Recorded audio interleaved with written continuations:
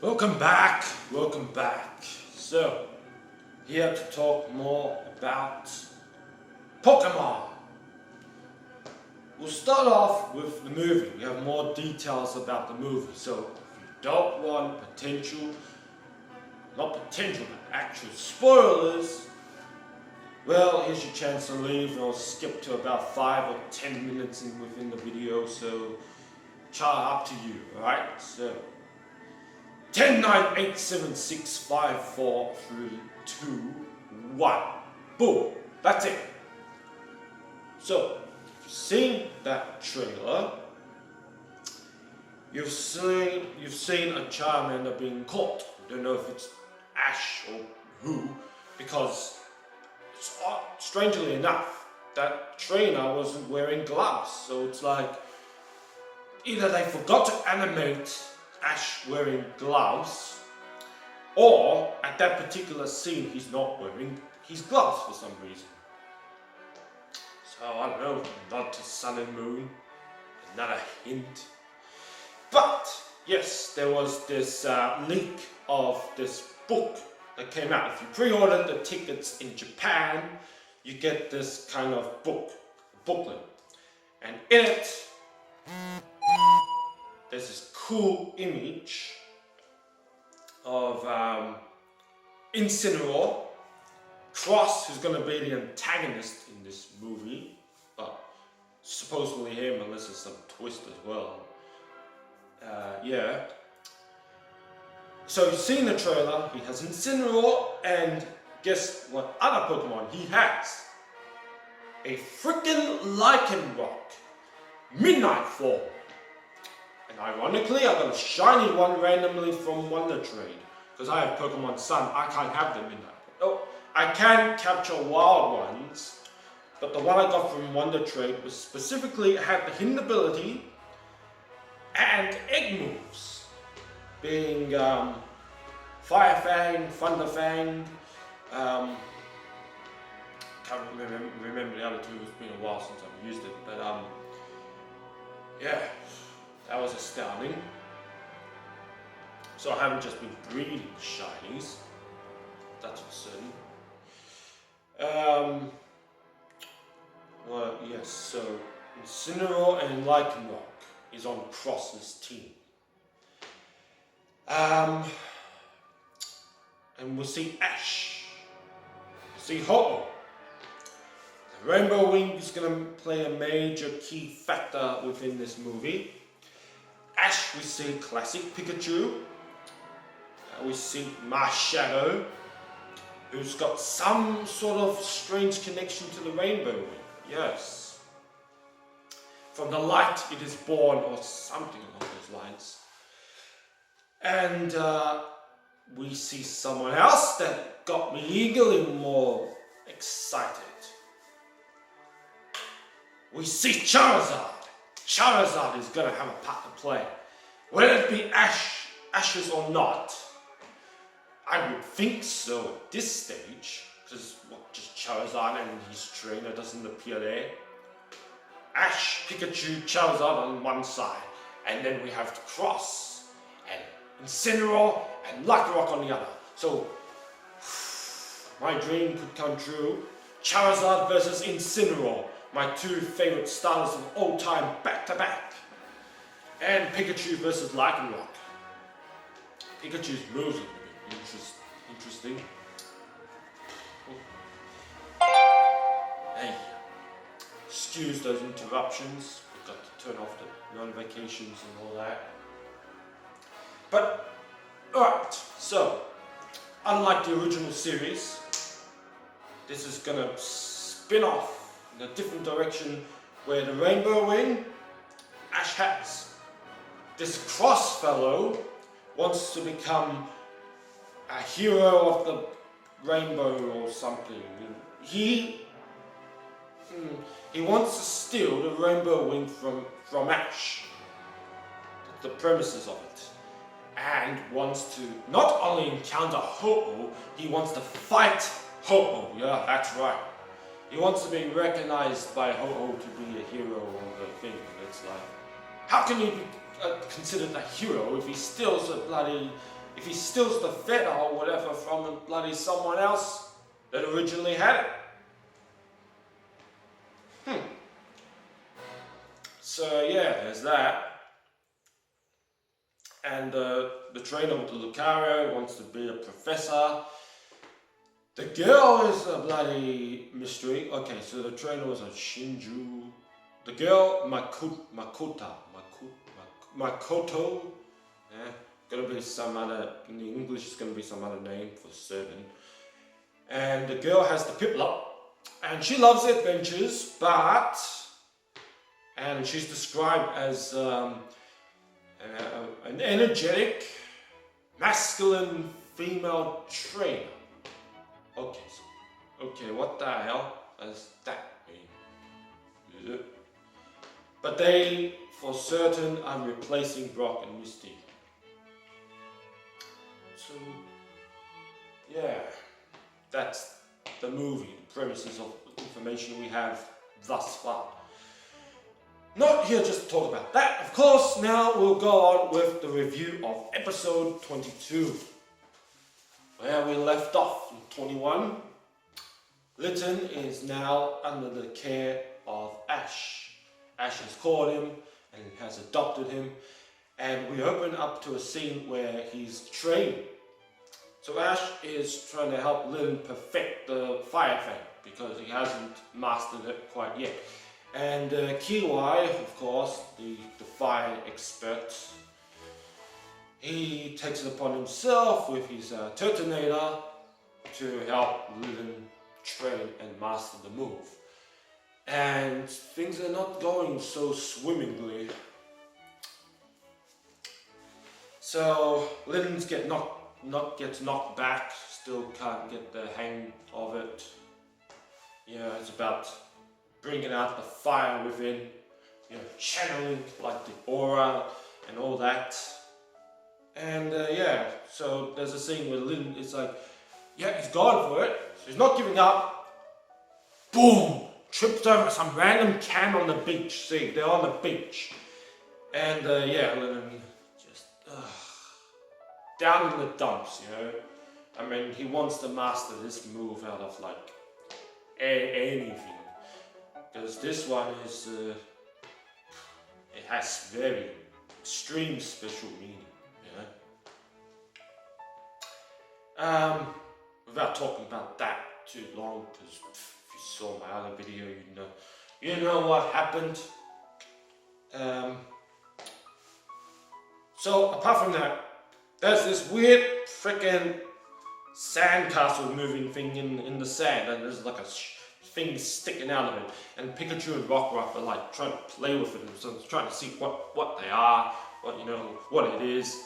Meanwhile, Rowlet is like just trying to like support Litten. So yeah, Rowlet is a good supporter and stuff.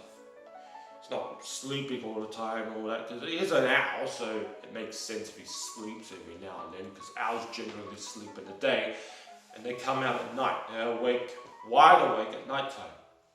But so what happens, Ash gets caught the attention of it, this mysterious thing that's moving, and then Kiwai has this major flashback of trauma that he touched this thing sticking out, right? There's a syringe! No, it's not a syringe. What happened was, this thing possessed him to the point where all day and all night he was digging, making this sandcastle immensely even bigger and stuff. So that's what happened to him when he was younger. Very bizarre. Anyway, this thing pops up, and of course it's none other than the Sandy Gast, right? Ground and ghost type. A first for its typing. Very unique. But yeah, it has a shovel sticking out. And the Rockruff gets intimidated and he like attacks it, or Ash says, go with the rock throw or something, because it's just an intimidating, menacing presence. And then the shovel gets knocked off, And when the shovel gets knocked off, this is where all the dilemma and the trouble begins. Oh God. So they knock the shovel into the sea, and it's like, oh boy. The Sanic gas is pissed. And so it's like, how are we going to get this thing back now and whatever. So Ash is like, oh well, in the meantime, let's like put in a replacement, you know. Can you guess of all things what he gets to put in to stick it into the Sanic gas? The frickin' rodent poo.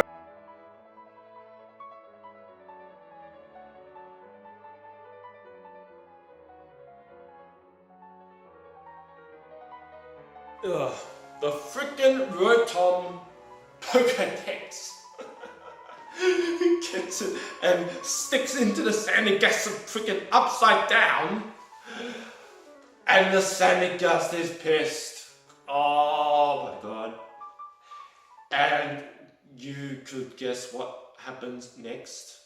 While the Rotom Dex is sticking out, stuck on the top, upside down, the bloody thing evolves. It evolves into, what's the name? So it's a Sanic gas for starters, and then it's a bloody, Gorgest.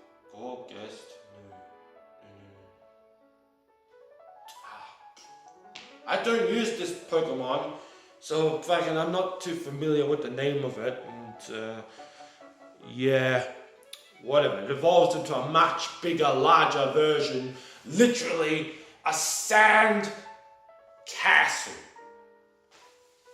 and it gets the attention of Ash, and then it's blowing all this wind, and Kiwi's like, retreat, everyone, evacuate! So all the Pokemon, they get away, they move, they leave, you know. Oh yeah, the thing, it launches a Shadow Ball, and then Litten and Charizard and all that, dodge, all that, you know. But Ash, he's still standing there, he's just like right in front of the thing, because Rotom is stuck on the top, so it's like, Rotom, get out of there, you know. And then Rotom's like, I'm stuck, how am I supposed to get out, I can't move. So Ash is like, what the heck do I do? But before he knows it, oh, the sandcastle swallows him whole. Oh, jeez. Is that the end of our hero? Everyone's like, what? So Ash was the only one who got swallowed.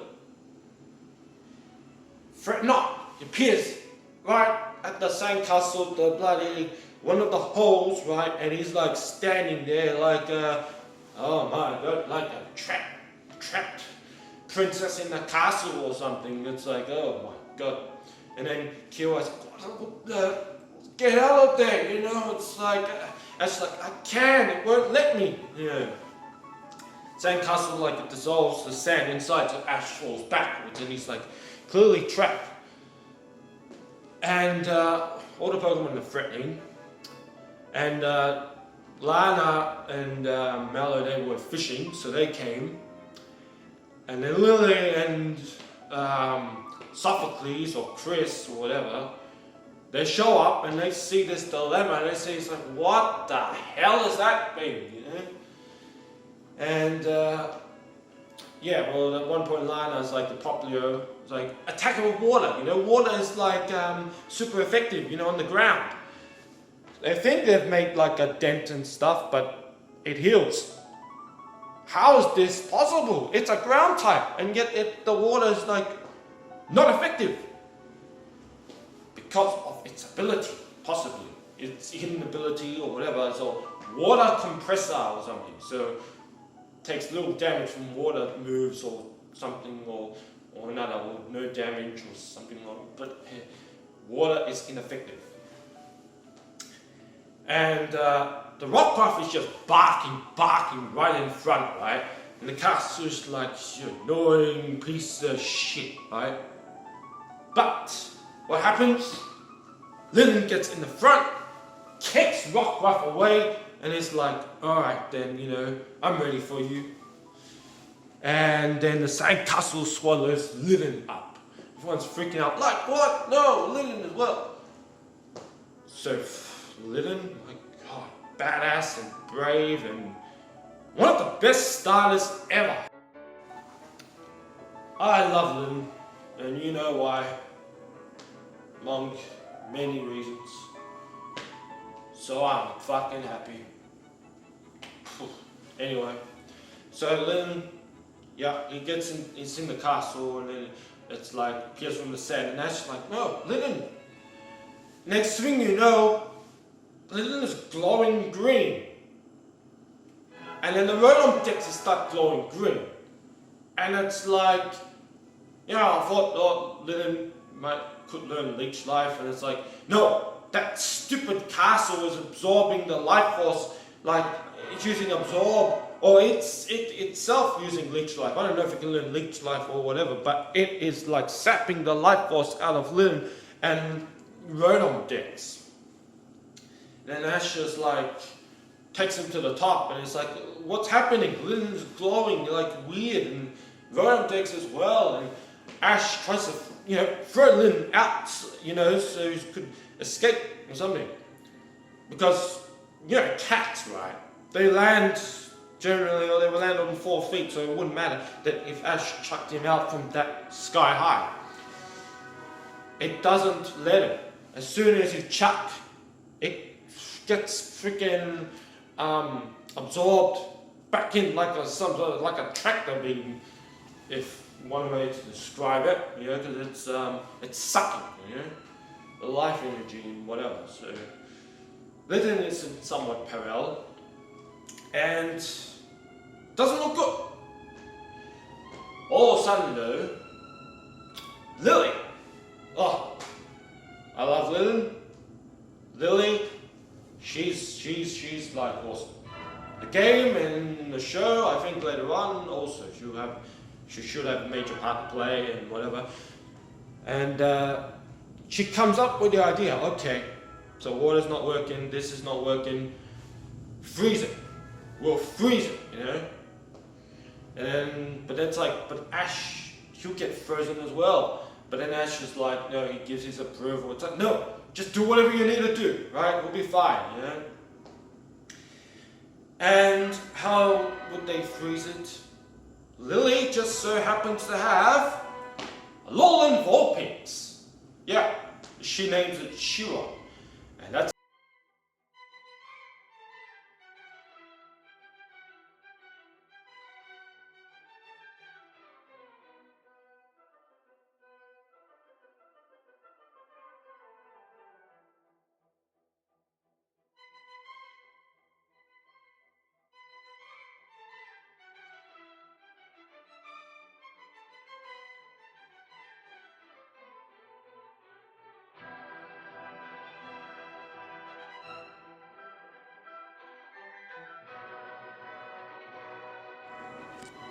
so Lillie has the Alolan Vulpix. That's actually her first Pokemon. So she's like one of the main girls and all that, right? And that's the thing about the series. She doesn't have a classical, you know, traditional style. Like what I was talking about in the other videos. Technically in this gen, apart from in the game, there are no stars. So yeah, she gets a Vulpix because of an egg. So you recall I freaking said Ash brought an egg from Canton, right? And this egg was brown. Now the principal, Oak, he just happened to have another egg, and this was white. What happened was he raised the brown egg, right? Hatched the brown egg, and the white egg, everyone decided, okay, Lillie, she can take care of it. Like, she has the fear of touching Pokemon because of a major trauma that we do not know, like, full on about. There's a major story going on different to the games, let's just say. Something to do with her mother, maybe experiments and things going wrong. Because currently she's not living with her mother. She's like in this mansion, still rich, still wealthy, still, you know, all that. And a butler pretty much like takes care of her and all that. Yes, so, and even her brother. So Gladion is still canon to the series, so not from the games, but we haven't seen him. We've just seen a photograph of him, like a family, portrait. Lusamine, Gladion, and Lillie. And Gladion is the big brother, I think. I thought they were twins or something, but no. Gladion is a bigger, I think, brother than. So how old is Lillie then? How old is Gladion then? Now I'm kind of confused. We'll see him at a later date. How? I don't know. We've seen his grandfather, but how could appear and could not. It'd be kind of weird, but it wouldn't be the first time they excluded some characters out from the actual anime. Anyway, I digress. Lillie has the egg, and Ash helps her to raise the egg at one spot because she's afraid to hold it. Even an egg, she's initially afraid. They have this scene where Ash is battling the butler with Rowlett's first official battle. The butler had the bird, the Oricoro, right? Oricoro, electric version of it. And this salamander, lizard, fire poison Pokemon followed them and wanted to get the egg, eat the egg.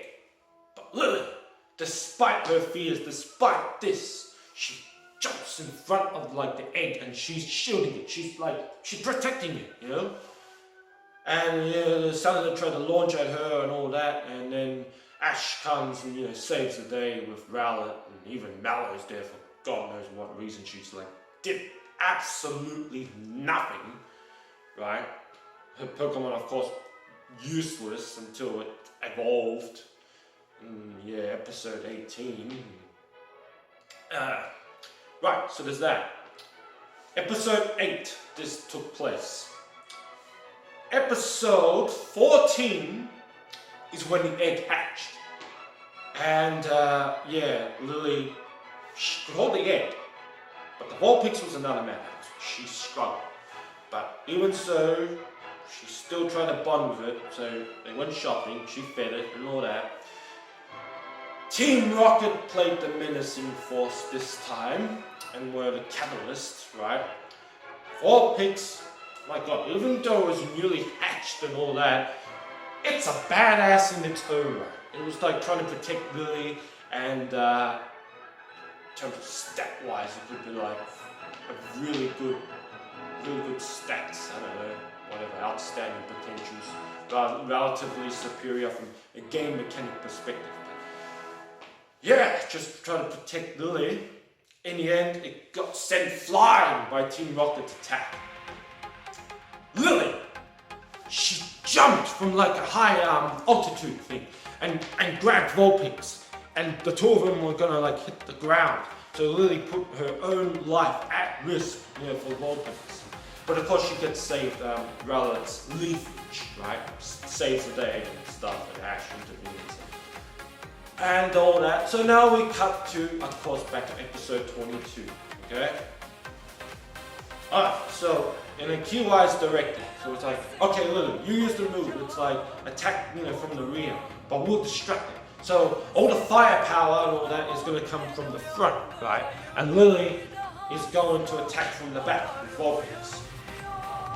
And initially Vulpix is putting up, a good fight. So it's blowing the ice, and then the other ones are destructing the bloody sand castle, monster castle. So I can't think of the name, Borgast, whatever.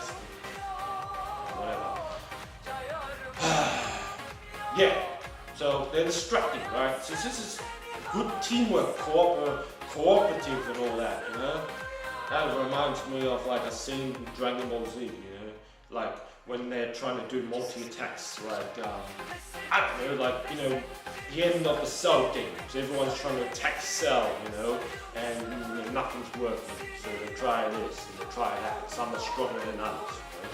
And then, what happens then? Vegeta blasts Cell in the back, right?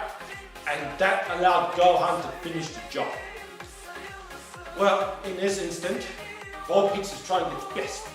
It's, getting weak, and then Lillie's like, no, don't give up, just a little more, And Mello, comes up with the great idea. They get the leaves, and then everyone else that's not participating in the battle, right? They're blow in the wind, trying to get the ice stronger, the ice.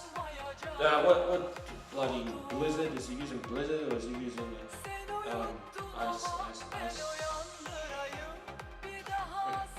Yeah, it's like, yeah, just ice blowing. And even the steamy, that's it. Bonsweet evolves into steamy, and it's propelling the leaf as well.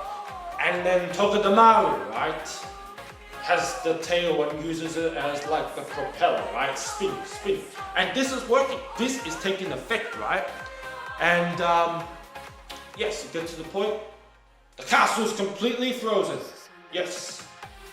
Ash is inside. He's freezing. But this halt the attack on Litten and Rotom, and Rotom is frozen on the top, right? And then Litten is free from bloody life force being sucked from him. And it's like Ash is cold, and then it's like Litten's cold, and it's like, oh, I have an idea. So he tucks Litten under his shirt, right? And then Litten warms up, so it's like the aura channeling the fire, right? And then that warms up Ash as well, so they're keeping each other warm. This could play as a major catalyst to what comes later. This helped immensely. This was the trick. This was the key, right? Litten finally gets what he was doing wrong in terms of that move. Anyway, so then in the meantime, Popplio and Pikachu, right? They had the other idea. While they're doing all that, they go retrieve the shovel. So they're underwater. Pikachu's in the bubble, right? And Popplio's like, you can't touch the bloody thing. If you touch the shovel, you get possessed. So they have the brilliant idea of surrounding it, engulfing it in the bubble, so they wouldn't indirectly touch it, right? Wouldn't directly touch it. Every time you try to blow the balloon, some Pokemon get in the way. Magikarp and bloody Corsola pop the bloody thing, and they were not having an easy time of retrieving that bloody shovel. Anyway, they do get it after some time, and Rowlet is trying to attack the thing, but it's not working. They can't break that ice thing barrier that's locking them in. So Ash grabs Litten. Okay, time for us to get out of here, And then he jumps. Brilliant idea. He headbutts the bloody ice frozen thinking shard, and then he falls backwards in the course. It's damn it! This, it's not working. Can't give up. Litten has had enough, right? So he goes, and about the whole thing about channeling the fire within, the energy. Boom! I love this. He engulfs himself literally a flaming red aura. Oh, it's surrounds, his body, right? It's whew, powering up, I don't know, Super Saiyan, but in Dragon Ball Z, or Super Saiyan God, whatever. And then goes and launches, and then finally the fire fan comes, and boom, it jumps onto the ice shard, and boom, breaks the barrier. So there's a massive gaping hole, and then that's it. So Ash, Litten is standing on the edge, and then it's okay, they call Charizard. So the Keywise's Charizard, right, comes, and they jump on Charizard, and then it's no, we can't leave yet, because Rotom is still there.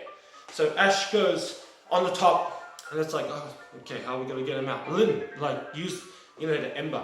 But before they could do anything, time has run out. Boom, the ice shatters, and the castle is more enraged now than ever amongst the castle. But Ash is still on the top, and by this time they retrieve the shovel, so boom, they're bouncing it like a bloody balloon, like a ball, a beach ball, right? Maybe so boom, so it doesn't pop, so because the bubble was like elastic, you know, it's that strong. They probably made it. So they launch it to the top, and Ash is like, okay, Lynn, when time is right, when I say now, fire ember. So he fires the ember, right, at the bubble, pops, and the shovel's falling. Ash, with all his might, grabs onto the bottom, and it's like, pulls him out, and the shovel lands, right, on the top, as it should be. Ash and Lillie and all that, they're falling. But then it's like, Killra's like, Charizard, go, grab him! Charizard grabs him, they're back on the ground, safe. And that's the end of the threat, right? Castle pretty much has the shovel, disappears back into the ground, and yeah, that's pretty much the last time they've seen of it. And yeah, we jump back across, so Ash is back at Kukui's, with all his Pokemon, of course, Litten included, and he's like, oh, Kira, and he's explaining what happened, and Kukui's like, oh, okay, so that was some adventure, you know. And what was awesome, right? So, Team Rowlet, Team Litten, you know, whatever. Ash takes off his like regular shirt, and for that particular scene, he puts another shirt on. And can you guess what that shirt was like all about? It was like Litten's shirt, black, and then there was like a symbol, like the marking, there was like Litten's like face on it. So it's like, oh my god, yes! Like, whoo! My respect for Ash has returned. Sorry, Rowlet, whatever fans, but yeah, he's clearly Team Litten.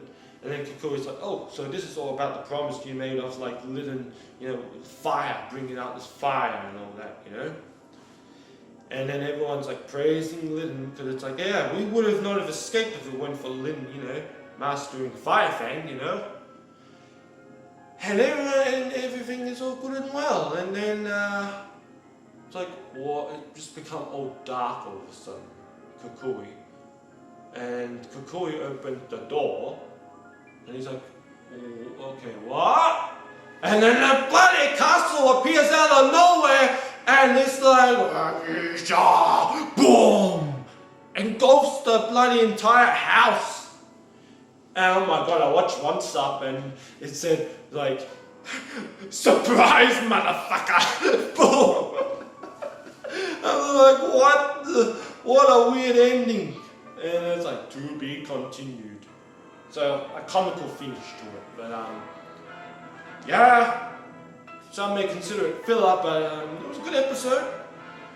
You see potential of the teamwork of the entire student and the group, like, of friends, and it was pretty good. So, what rating? 8 out of 10, I guess. I mean, I don't mind the comical side to it, but the seriousness, it like kind of took away from Litten's training, but at the same time it was a catalyst for Litten to learn the Fire Fang. Wouldn't be the first time this happened, so yeah.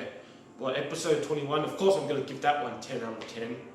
And the other episodes, 7, 16, 9, episode 7, roughly 9. So 9 for episode 7, 9 for episode 16, and 10 of course for 21.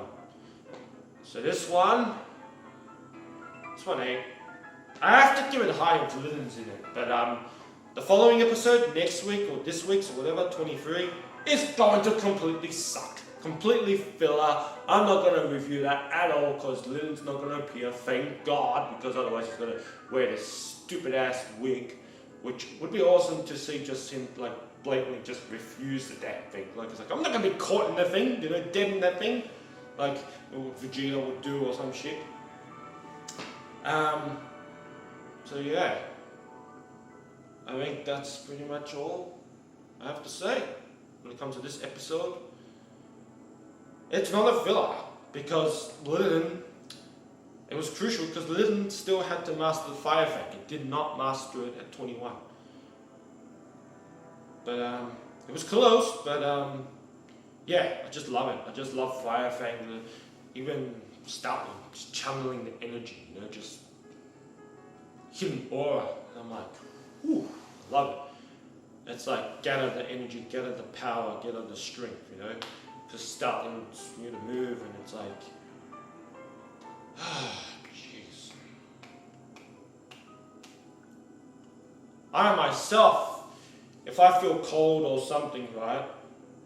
Like, I'm not saying I produce an aura, because apparently they say in real life people do have auras surrounding them, but they're invisible, like to the naked eye or something.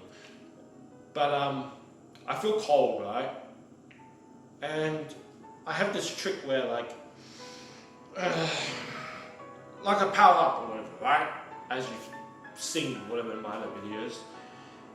And this briefly keeps me warm for like a few minutes or so. So I don't know what that is, or like channeling some heat or aura or what. But yeah, that's it. Before this video cuts out, better end it here. So let me know how you feel about all this. If you're Team Litten, and what team and what your favorite Pokemon is, and whatever episode or game. And yes, I am Prince. We'll catch you next time soon.